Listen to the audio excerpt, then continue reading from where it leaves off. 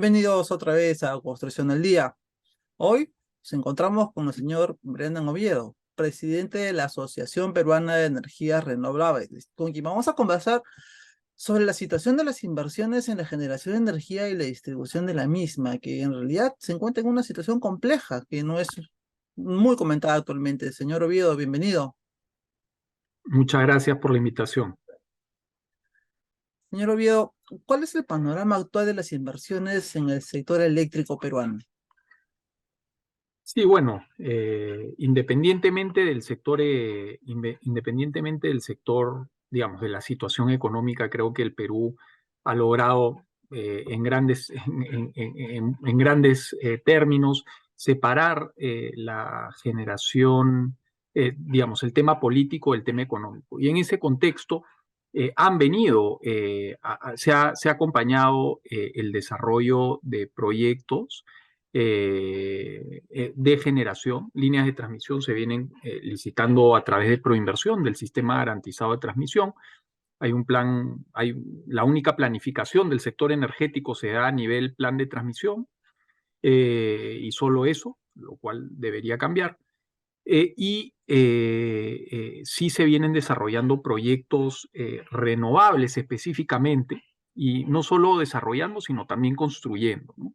Se vienen construyendo alrededor de 700 megavatios, ¿no? Se vienen construyendo alrededor de 700 megavatios de generación eólica y solar, de empresas que ya tienen operaciones actualmente en el sector, más una empresa nueva que está entrando al mercado. Y si entramos a revisar el COES, ¿no? Con estudios de preoperatividad aprobados, etcétera, podemos llegar incluso a estimar la inversión en más de 23.000 megavatios, ¿no? O sea, proyectados. Es un poco grande, sí, y probablemente haya mucho proyecto que no se desarrolle, pero es evidente el compromiso digamos, la apuesta por la que hay, por las energías, por el desarrollo de proyectos de generación con energías renovables. ¿Nos encontramos en riesgo de desabastecimiento en un futuro cercano por la situación de las inversiones? Bueno, la razón, digamos, la situación que se ha creado, como estuvimos comentando antes, es que al no haber una forma de planificación de mediano y largo plazo, ¿no? Lo que ha resultado de el desarrollo no planificado del sector eh, eléctrico de generación es que se ha concentrado la generación en el centro del país, y también esa concentración, digamos, geográfica de la fuente de generación también ha tenido digamos, ha tenido su paralelo con las fuentes. Entonces, principalmente somos generadores hidroeléctricos y térmicos, ¿no? En esas dos fuentes se ha concentrado la generación en el país, y también en el centro del país. El 80% de la generación eléctrica del país proviene del centro y de estas dos fuentes. Es más, el tema es aún más alarmante cuando uno entra a identificar que de este 38% de generación de energía térmica, ¿no? Proviene de un área de 3 kilómetros cuadrados, ¿no? Entonces, eh, si es que, como ha pasado el año pasado, ¿no? Y ha pasado también este año, cuando hay una situación de- de restricción de lluvias, ¿no? Y hay un mantenimiento programado, hay una falla de algunas centrales, ¿no? En realidad vamos a sufrir una situación de suplencia, ¿no? De generación con fuentes térmicas más caras, ¿no? Acá el tema es que todo el sistema tiene que funcionar en base a la eficiencia de costos también, ¿no? No es quemar diésel por quemar diésel porque tienes plantas de reserva fría, ¿no? Y Dios sabe los costos a los que vas a quemar o a los que vas a generar con esas plantas, ¿no? Entonces, desabastecimiento per se, creo que todavía nos estamos salvando y tenemos algunos años más, pero el problema es que el sistema es débil, no es seguro. Entonces ese sistema tenemos que empezar a fortalecerlo desde hoy para que cuando ya no tengamos esas fuentes o ya la demanda haya llegado al punto en el que sí requiera más energía eficiente, o más energía en general, ya requiere más energía eficiente. Al día de hoy se requiere más energía eficiente, ¿no? Diversificada, descentralizada, digamos, vamos a necesitar tomar esas decisiones ahora, ¿no? No podemos esperar hasta unos años para tomar estas decisiones porque si ya llegamos a ese punto ya no va a haber un problema para solucionar, sino vamos a tener que adecuarnos al problema, ¿no? Y nos va a costar más. Entonces, efectivamente, yo creo que es imperante que introduzcamos medidas para poder buscar la diversificación de las fuentes de generación y la descentralización de las mismas para fortalecer la seguridad del sistema eléctrico, que es muy débil. Al día de hoy es muy débil y conforme va creciendo la demanda, especialmente en los polos del Perú, se va haciendo más débil aún, con lo cual necesitamos tomar medidas inmediatas. Hay muchos proyectos de centrales hidroeléctricas ya concesionados, sin embargo, no se están ejecutando de acuerdo a lo planificado. ¿Por qué está sucediendo esto? Bueno, los proyectos hidroeléctricos son proyectos, digamos, que requieren una ingeniería complicada, ¿no?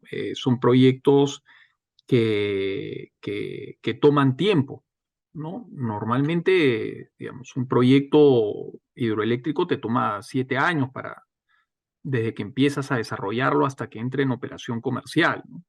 Y hay un problema sustantivo que es transversal a todo el desarrollo de proyectos en todos los sectores del país, que básicamente es las demoras en la permisología, ¿no? En los permisos, obtención de permisos, demora mucho tiempo, ¿no? La situación también predial es muy informal, con lo cual toma tiempo adquirir derechos y desarrollar proyectos, ¿no? Adicionalmente, eh, eh, digamos, los bajos costos que existen en el mercado, y esto creo que es adicional a lo que justamente he comentado, algo muy importante, es que tú para poder construir necesitas financiar y para poder financiar necesitas un contrato. Y desde que tengo uso de razón o desde en todo caso desde que ha entrado Camisea con esos bajos costos, todas las demás tecnologías han requerido eh, contratos y estos contratos no los encuentras en el mercado. Entonces el Estado ha tenido que intervenir para crear estructuras y licitar contratos. Y esto ha pasado, empezó en el 2009 con la licitación de la central hidroeléctrica Cheves, hoy de SunPower, de Statkraft, perdón. De ahí vino otra licitación de hidroeléctricas por su mayor costo, ¿no? Que fue la de Chaya, el Cerro del Águila. De ahí han licitado las 4 licitaciones RER, ¿no? Y todas porque en el mercado no se consigue un contrato con el precio que les permite ir al banco y que el banco financie el proyecto, ¿no? Entonces, esta estructura de contratos no existe, ¿no? Se están implementando ahora, hace poco, licitaciones privadas, pero lo más seguro es que quienes puedan adjudicarse estos proyectos, pues, o estos contratos sean empresas que ya operan en el sector. Entonces, necesitamos revisar la situación general desde un punto de vista de estructura de contratos y ver cómo podemos obtener esos contratos para financiar los proyectos, ¿no? Hay muchos proyectos que se vienen desarrollando, hay apuestas, ¿no? Como les comento, hay 23 gigas, hay proyectos que están bien avanzados, con estudios, predios, instrumentos de gestión ambiental, es más, hasta concesiones definitivas otorgadas por el Ministerio de Energía y Minas, pero todavía no tienen contratos. Entonces, hasta que no tengan contratos, no van a poder acudir al banco a pedir prestado para poder construir el proyecto, ¿no? Y eso es un tema, eso es un tema muy sensible.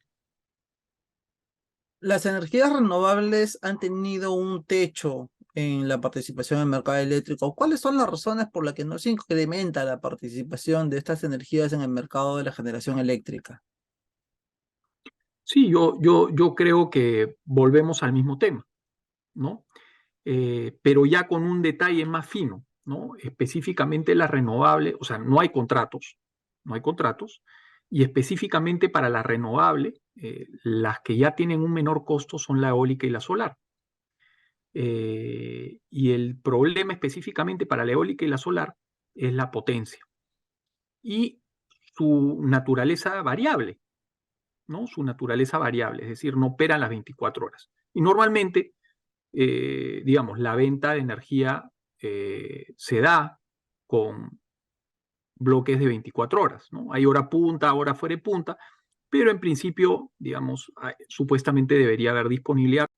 Continuando con el tema de los contratos, específicamente la eólica y la solar, que son tecnologías variables, número uno, no se les reconoce mucha potencia firme. En el Perú, la energía tiene que estar asociada a la potencia. Uno no puede ofrecer energía si, no es que no tiene, si es que no tiene potencia propia o adquirida de terceros.